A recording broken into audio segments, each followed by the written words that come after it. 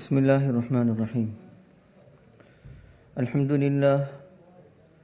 لله نحمده ونستعينه ونستغفره ونعوذ بالله من شرور أنفسنا ومن سيئات أعمالنا. من يهده الله فلا مضل له ومن يضلله فلا هادي له. ونشهد أن لا إله إلا الله وحده لا شريك له. ونشهد أن سيدنا ومولانا محمدا عبده ورسوله صلى الله عليه وعلى آله وأصحابه وبارك وسلم تسليما كثيرا كثيرا. أما بعد فأعوذ بالله من الشيطان الرجيم. بسم الله الرحمن الرحيم.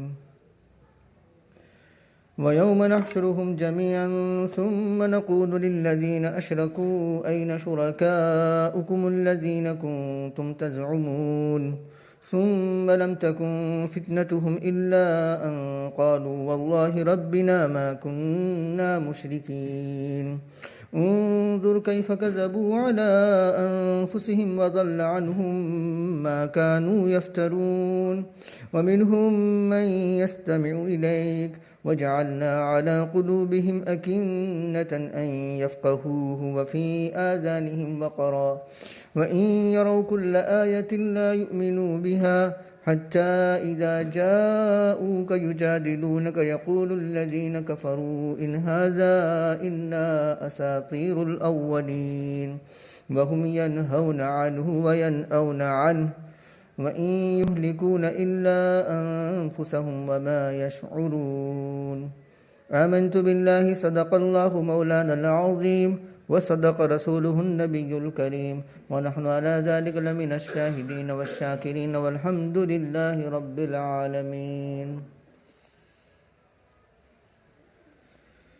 قابل احترام بزرگ اور عزیز دوستوں اور اسی وقت سے سننے والی میری معزز ماں بہنوں، سورہ انعام کی آیت نمبر 21 سے لے کر کے 26 تک پڑھی گئی ہے. 22 سے لے کر کے 26 تک پڑھی گئی ہے. پہلے آیت کا ترجمہ دیکھتے ہیں. اور یاد کرو اس وقت کو جب کہ ہم ان سب کو جمع کریں گے، پھر کہیں گے ان لوگوں سے جنہوں نے شرک کیا، کہاں ہیں تمہارے وہ شرکا جن کا تم دعویٰ کرتے تھے. پچھلی آیت میں انہ لا یفلح الظالمون، ظالمین کو فلاح نصیب نہیں ہوتی، ظالمین کامیاب نہیں ہوتے. تو ظالمین کو فلاح نصیب نہ ہونے کی منظر کشی حشر کے ہولناک منظر کو پیش کر کے کی گئی ہے. ظالمین کے ناکام ہونے کی منظر کشی محشر کے دن کے منظر کو پیش کر کے کی گئی ہے. تو وہ ناکامی کی صورت کیا ہوگی اس کو اس آیت میں بیان کیا گیا ہے. یوم نحشرہم جمیعا، ہم ان سب کو جمع کریں گے، پھر کہیں گے ان لوگوں سے جنہوں نے شرک کیا. یوم نحشرہم جمیعا کے بعد ثم یہ تراخی کے لیے آتا ہے، یعنی ایک کام ہو چکا اس کے بعد دوسرا کام وجود میں آنے والا ہے، لیکن وہ کچھ دیر کے بعد وجود میں آنے والا ہے.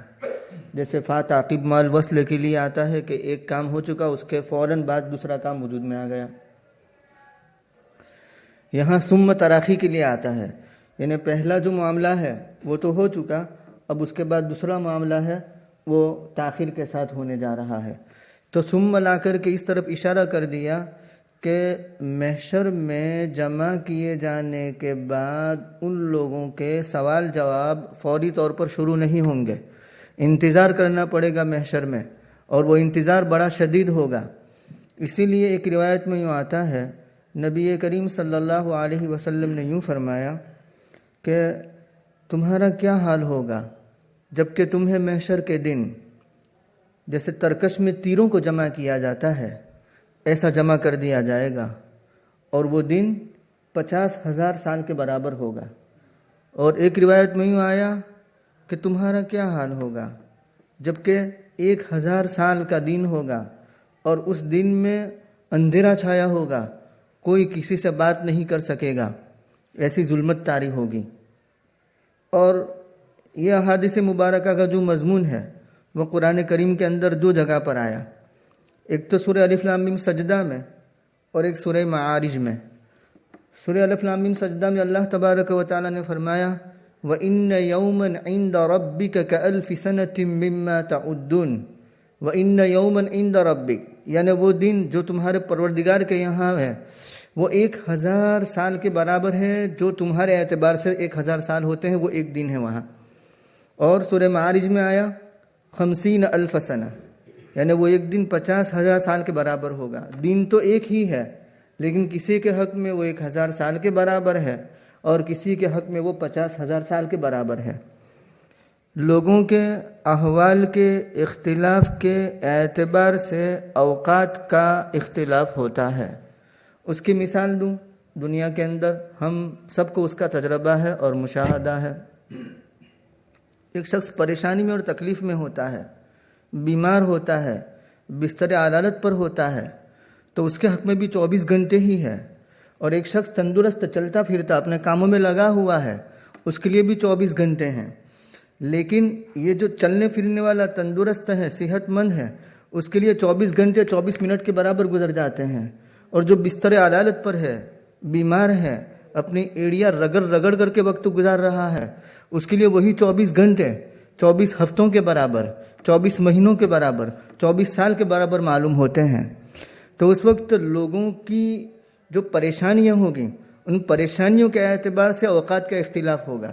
وہی دن کسی کے حق میں 50,000 سال کے برابر ہوگا، جو بڑے سرگنے ہوں گے، گرو گھنٹال ہوں گے اور بڑے مجرم ہوں گے، اور وہی دن کسی کے حق میں 1000 سال کے برابر ہوگا۔ تو اس میں کوئی تعارض نہیں ہے، کوئی کانفلکٹ نہیں ہے، کوئی تضاد نہیں ہے۔ ثم نقول للذین اشرکوا، تو گویا کہ محشر کے دن ایک لمبا انتظار کرنے کے بعد سوال جواب شروع ہوگا، اور اس وقت لوگ پریشانی کے عالم میں ہوں گے، نفسا نفسی کے عالم میں ہوں گے۔ ہر شخص یہ چاہے گا کہ انجام کچھ بھی ہو، نتیجہ کچھ بھی ہو، لیکن کم از کم سوال جواب اور حساب کتاب تو شروع ہو جائے۔ سب اس کے انتظار میں ہوں گے۔ تو اس کٹھنائی کے بعد حساب کتاب ہوگا۔ ثم نقول للذین اشرکوا، پھر ہم کہیں گے ان لوگوں سے جنہوں نے شرک کیا، کہاں ہیں تمہارے وہ شرکا جن کو تم پکارتے تھے، جن کا تم دعویٰ کرتے تھے کہ وہ ہمیں کام آئیں گے؟ وما نعبدہم الا لیقربونا الی اللہ زلفی، ہم تو ان کی عبادت کرتے ہیں تاکہ ہمیں مرتبے کے اعتبار سے قریب کر دے اللہ تبارک و تعالیٰ کے۔ تو کہاں ہیں وہ شرکا؟ ثم لم تکن فتنتہم، ان کا جو جواب ہے اس میں بھی ثم کا لفظ آیا، تو وہاں بھی تراخی کے لیے آیا۔ مطلب یہ کہ وہ بھی بڑے سوچ بچار کے بعد جواب دیں گے، اور وہ جواب ان کا کیا ہوگا؟ ثم لم تکن فتنتہم، پھر نہ ہوگا ان کا فریب، نمبر 1، یا ان کا امتحان، ان کی آزمائش، مگر یہ کہ وہ کہیں گے اس اللہ کی قسم جو ہمارا رب ہے، ہم شرک کرنے والے نہ تھے۔ یہاں غور کرنے کی بات یہ ہے کہ میدان محشر کی جو ہولناکی ہوگی، ایک تو وہ ہے، دوسرے نمبر پر رب الارباب جو اپنی قدرت کاملہ سے وہاں بڑے عجیب و غریب واقعات کا اظہار فرمائیں گے۔ تو یہ ساری ہولناکیاں اور رب الارباب کی قدرت کاملہ کے عجیب و غریب واقعات کے بعد ان کے اندر یہ ہمت کیسے ہوگی کہ وہ جھٹلا دیں گے اور کہیں گے کہ ہم تو، یعنی دھڑلے سے یوں کہہ دیں گے، اور کہیں گے بھی کیسے؟ رب العزت کی کبریائی کی قسم کھا کر کہیں گے، ربوبیت کی قسم کھا کر کہیں گے کہ بخدا تیرے رب، ہمارے رب کی قسم، تیری الوہیت کی قسم، ہم تو شرک کرنے والے نہ تھے۔ تو اتنی جرأت اور ہمت کے ساتھ وہ دھڑلے سے کیسے انکار کر دیں گے، اور اپنے شرک کو کیسے چھپائیں گے اور کیسے انکار کریں گے شرک کا؟ تو اس کے دو جواب دیے گئے ہیں۔ ایک تو یہ ہے کہ یہ جواب مبنی بر قصد نہ ہوگا، یعنی قصداً وہ جواب نہ دیں گے، بلکہ اصل میں جب انسان پریشانی کے عالم میں ہوتا ہے تو ہیبت طاری ہو جاتی ہے، تو ہیبت طاری ہونے کی وجہ سے وہ بوکھلاہٹ کا شکار ہو جاتا ہے۔ فبہت الذی کفر والی بات کہ مبہوت ہو جاتا ہے، بوکھلاہٹ کا شکار ہو جاتا ہے۔ تو بوکھلاہٹ کا شکار ہو جانے کے بعد اس کو مطلب یہ سینس نہیں رہتا، یہ اس کے دل و دماغ میں یہ سمجھ نہیں رہتی، یہ سوچ نہیں رہتی کہ میں کیا بول رہا ہوں۔ تو وہ بوکھلاہٹ کی صورت میں وہ جواب دیا جائے گا، اور اس جواب کو نقل کیا گیا ہے کہ واللہ ربنا ما کننا مشرکین۔ اور دوسرا یہ کہا گیا ہے کہ اللہ تبارک و تعالی خود ہی ان کے لیے ایسا موقع پیدا کریں گے کہ وہ ایسا جواب دے تاکہ ان کی ڈھٹائی اور ان کا جھوٹ جیسے وہ دنیا کے اندر بولا کرتے تھے ایسے آخرت میں بھی سب کے سامنے آ جائے۔ تو اس لیے اللہ تبارک و تعالی کی جانب ہی سے یہ انتظام ہوگا کہ وہ ایسا جواب دیں، واللہ ربنا ما کننا مشرکین۔ بخاری شریف میں بھی یہ مضمون آتا ہے ابن عباس رضی اللہ تعالیٰ عنہما کی روایت میں کہ وَلَا يَكْتُمُونَ اللَّهَ حَدِيثًا، کہ وہ اللہ سے کسی بات کو چھپائیں گے نہیں، اور یہاں تو شرک کو چھپا رہے ہیں، تو بظاہر تضاد اور تعارض اور کانفلکٹ معلوم ہو رہا ہے۔ تو ابن عباس رضی اللہ تعالیٰ عنہما نے وہ سائل کو یہ سمجھایا کہ اصل میں شروع میں یہ جو مجرمین ہیں اور ظالمین ہیں وہ بڑے جھوٹ بولیں گے اور جھوٹی قسمیں بھی کھائیں گے، جب مومنین کو نوازا جائے گا اس کو دیکھ کر کے وہ شرک کا انکار کر دیں گے۔ لیکن جب اللہ تبارک و تعالی ان کے خلاف سرکاری گواہ قائم کر دیں گے، الیوم نختم علی افواہہم وتکلمنا ایدیہم وتشہد ارجلہم بما کانوا یکسبون، آج ہم ان کے منہ پر مہر لگا دیں گے، سیل کر دیں گے منہ کو، وتکلمنا ایدیہم، ان کے ہاتھ ہم سے بات کریں گے اور ان کے پیر ہم سے بات کریں گے، ان کاموں کی گواہی دیں گے جن کو وہ کیا کرتے تھے۔ تو اللہ تبارک و تعالیٰ نے سرکاری گواہ تیار رکھے ہوں گے، جب ان کو گویائی دی جائے گی اور منہ سیل کر دیا جائے گا تو اس وقت کی بات یہ ہے کہ اب وہ کسی بات کو چھپا سکیں گے نہیں۔ کیوں؟ اللہ تبارک و تعالیٰ نے ان کے خلاف سرکاری گواہ کو قائم کر دیا ہے۔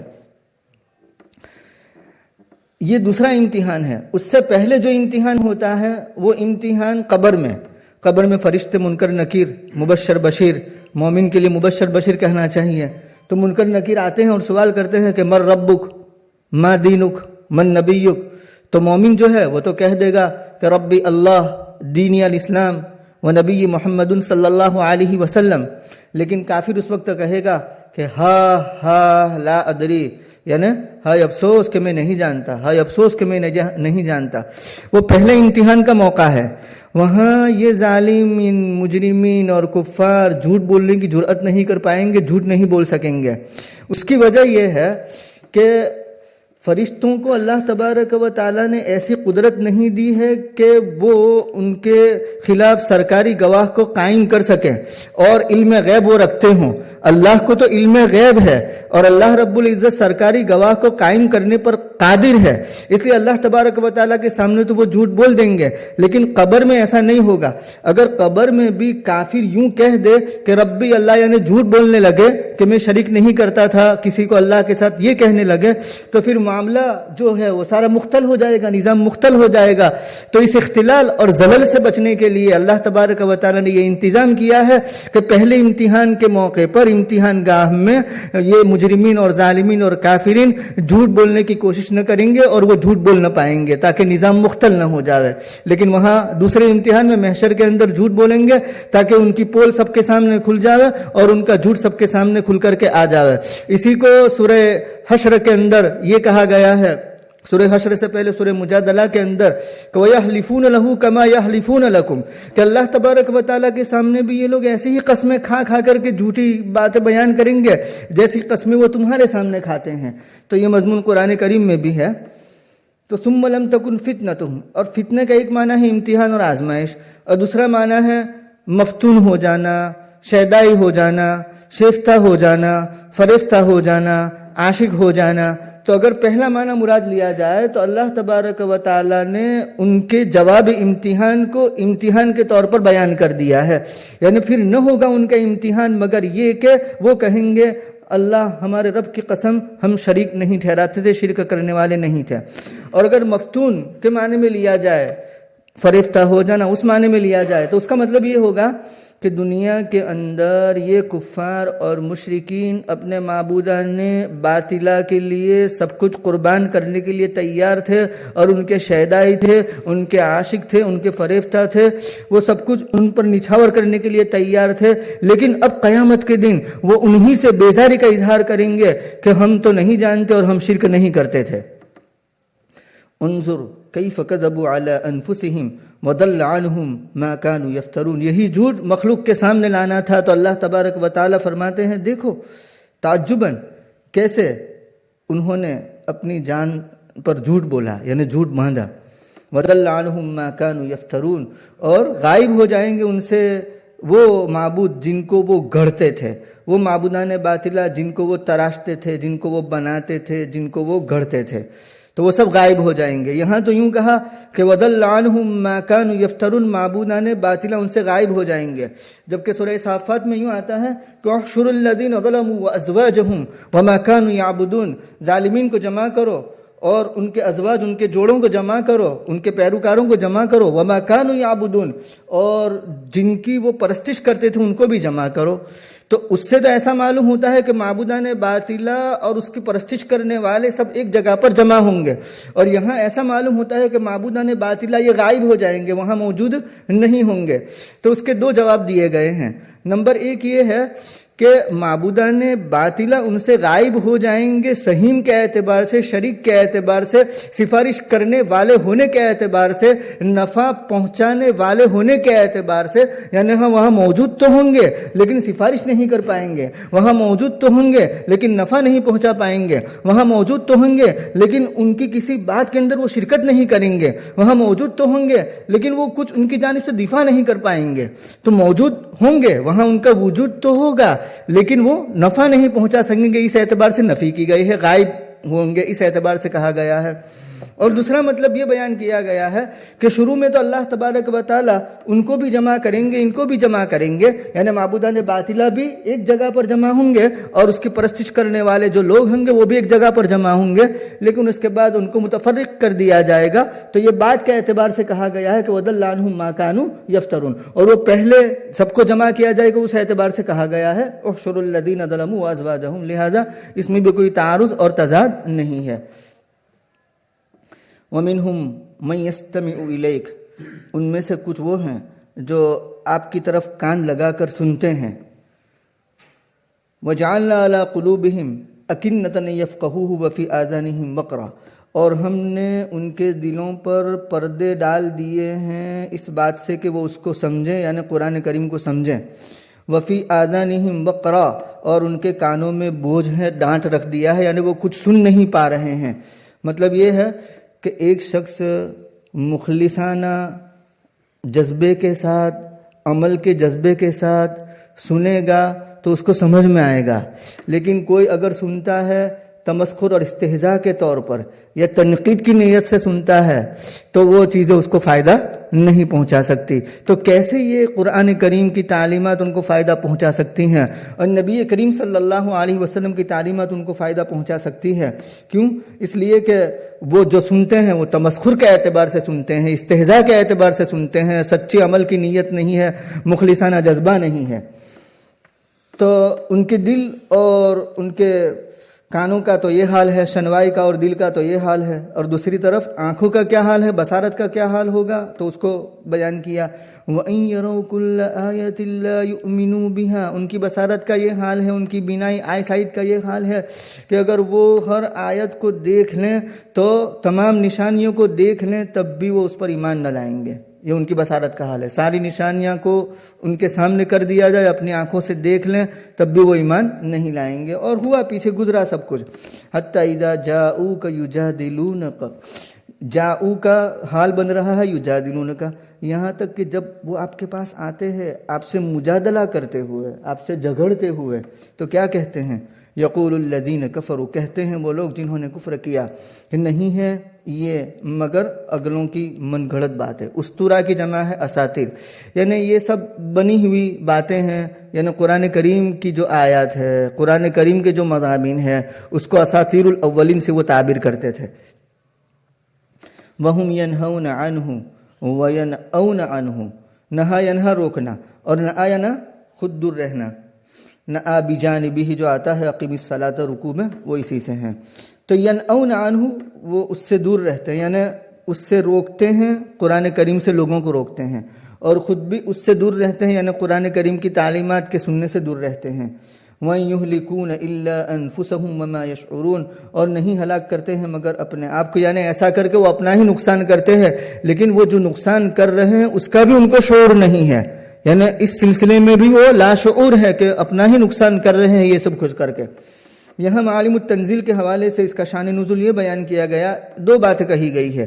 ایک تو یہ کہا گیا کہ عام مفسرین اس کا معنی یہ مراد لیتے ہیں کہ لوگ کفار قریش، مشرکین مکہ، ظالمین اور مجرمین خود بھی قرآن کریم سے روکتے تھے لوگوں کو، دوسروں کو، اور وہ خود بھی اس سے دور رہتے تھے، یعنی لوگوں کو بھی اس سے روکتے تھے اور خود بھی اس سے دور رہتے تھے۔ اور دوسرا شان نزول یہ بیان کیا گیا کہ یہ ابو طالب جو نبی کریم صلی اللہ علیہ وسلم کے خیر خواہ تھے، چچا جان، اور ان کے دوسرے 10 چچاؤں کے بارے میں آیت نازل ہوئی ہے کہ رسول اللہ صلی اللہ علیہ وسلم کو ایذا پہنچانے والے جو بھی کفار اور مشرکین تھے ان کو تو یہ دور کر دیتے تھے۔ اس وقت ینہون عنہ ہو کی ضمیر کا مرجع رسول اللہ صلی اللہ علیہ وسلم ہوگا۔ مطلب یہ کہ رسول اللہ صلی اللہ علیہ وسلم سے یہ لوگوں کو روکتے ہیں کہ خبردار محمد عربی صلی اللہ علیہ وسلم کو تکلیف پہنچائی، ان کو تکلیف مت پہنچانا۔ آخر بھتیجا ہے اور ابو طالب کو ان سے مطلب یہ ہے کہ ہمدردی تھی، وہ ان کی حفاظت کرتے تھے، یحوط بھی۔ تو ابو طالب اور دوسرے 10 چچا رسول اللہ صلی اللہ علیہ وسلم کو جو ایذا پہنچانے والے تھے ان کو تو وہ دور کرتے تھے، ان کو روکتے تھے نبی کریم صلی اللہ علیہ وسلم سے، اور خود نبی صلی اللہ علیہ وسلم کی تعلیم اس سے وہ دور رہتے تھے، لوگوں کو روکتے تھے ان سے اور خود ایمان نہیں لاتے تھے، خود نبی کی تعلیم کو اپناتے نہیں تھے۔ سبحان اللہ و بحمدہ، سبحانک اللہم و بحمدک، ونشہد ان لا الہ الا انت، نستغفرک ونتوب الیک۔ سبحان اللہ، السلام علیکم و رحمۃ اللہ، الحمد للہ رب العالمین۔